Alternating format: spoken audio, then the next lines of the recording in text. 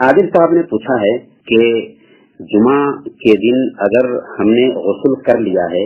تو کیا وضو کرنا ضروری ہے؟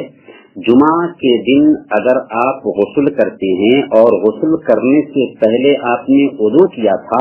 تو پھر دوبارہ وضو کرنے کی ضرورت نہیں ہے، کیونکہ سنت غسل جب آپ کرتے ہیں تو اس کے اندر وضو پہلے کریں گے، پھر اس کے بعد بدن پر پانی ڈالیں گے۔ تو اگر ایسا کیا تھا بشرطے کے شرمگاہ پر ہاتھ نہیں کیا تو آپ کا وضو باقی ہے اور اس کے بعد آپ کو وضو کرنے کی ضرورت نہیں ہے۔ عائشہ صدیقہ رضی اللہ تعالیٰ عنہ بیان فرماتی ہیں کہ کان رسول اللہ صلی اللہ علیہ وسلم لا يتوضأ بعد الغسل، کہ اللہ کے نبی صلی اللہ علیہ وسلم غسل کے بعد وضو نہیں کرتے تھے، لیکن یہ اس وقت ہے جبکہ ایک آدمی نے پہلے وضو کیا اہتمام کے ساتھ میں اور پھر بدن پر پانی ڈالا اور اس طرح سے شرمگاہ کو براہ راست چھوا نہیں، لیکن اگر شرمگاہ پر ہاتھ چلا گیا ہے تو ایسی حالت میں وضو کرنا ضروری ہوگا۔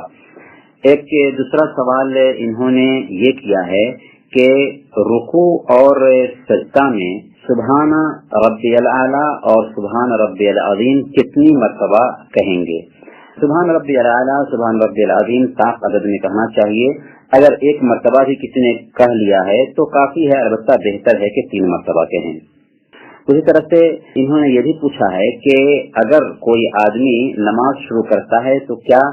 ہاتھ باندھنے سے پہلے نیت کے کچھ الفاظ بولنے ہیں؟ اللہ کے نبی صلی اللہ علیہ وسلم کی حدیث ہے انما الاعمال بالنیات، اعمال کا دار و مدار نیت پر ہے، اور نیت دراصل دل کے ارادہ کا نام ہے، دل میں جو ارادہ کرتے ہیں وہی دراصل نیت ہے۔ نیت کے الفاظ بولے نہیں جاتے،